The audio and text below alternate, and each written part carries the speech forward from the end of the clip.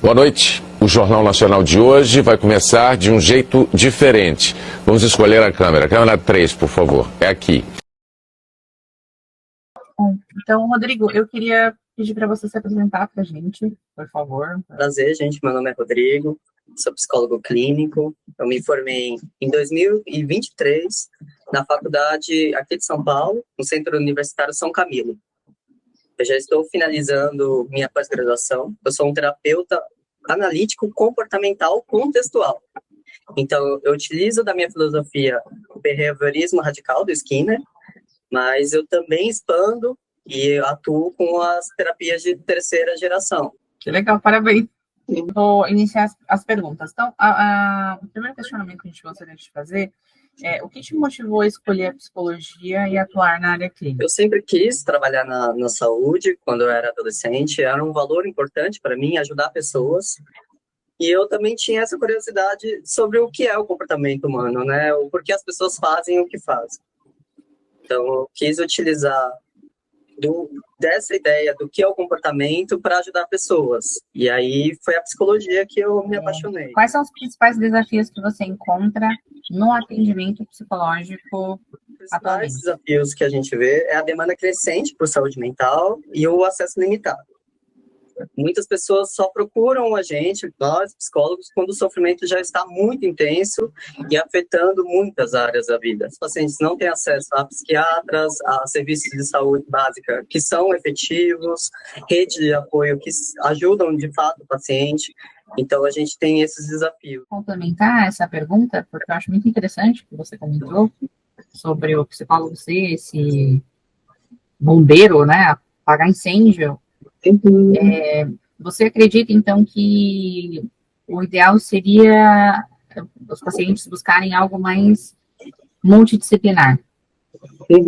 Mas o acesso é complicado. A questão é que a gente sabe que tem um pouco acesso. E aí você, inclusive, acaba encaminhando o paciente para o CAPS, aí não tem vaga, o paciente não tem acesso a psiquiatra, não tem acesso à medicação, no caso.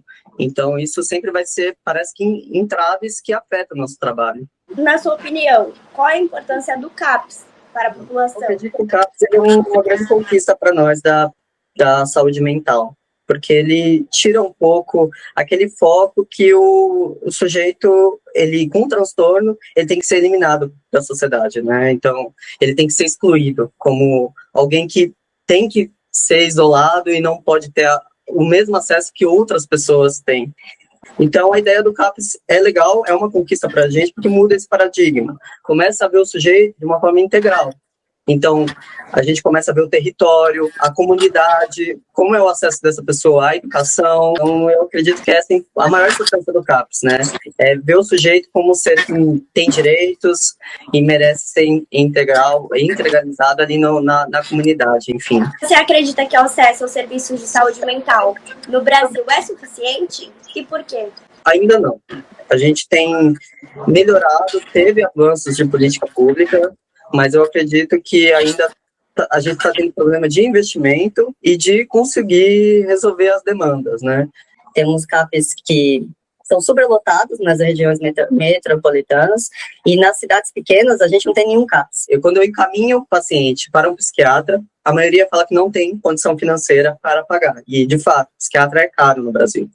Mas aí você pensa, então eu vou encaminhar para um CAPS. E a maioria dos pacientes fala, Rodrigo, eu já estou na lista de espera e não me chamam. Isso coisa de 3, 4, 6 meses. Então, acredito que por mais que a gente tenha avanços, a gente também não está conseguindo controlar essa demanda grande. Boa tarde.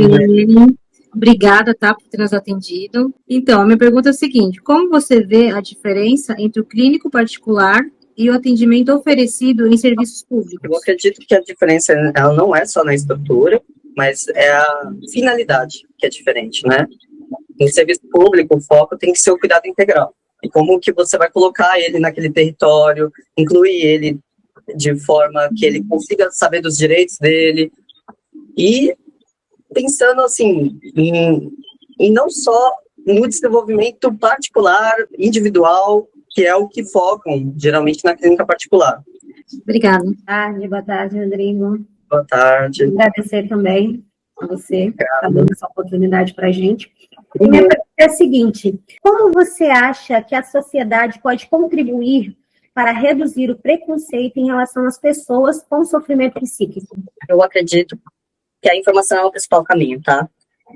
Quando a gente fala abertamente sobre saúde mental, nas escolas, nas empresas, na mídia, nas comunidades, é assim que a gente acaba desmontando, sabe, os estereótipos, os estigmas que existem, e também é essencial que promova a convivência e inclusão. É importante para a sociedade também que a gente consiga criar formas das pessoas se adaptarem, né? Então, sempre ter políticas de adaptação dentro dos espaços, para a gente nunca excluir as pessoas, mas sempre incluir. Se você pudesse deixar uma mensagem sobre o cuidado com a saúde mental, qual seria?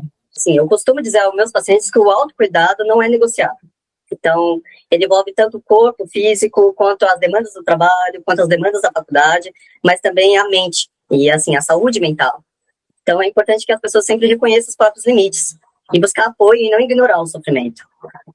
Eu acredito que o sofrimento, ele é parte da vida, ele é inerente à vida.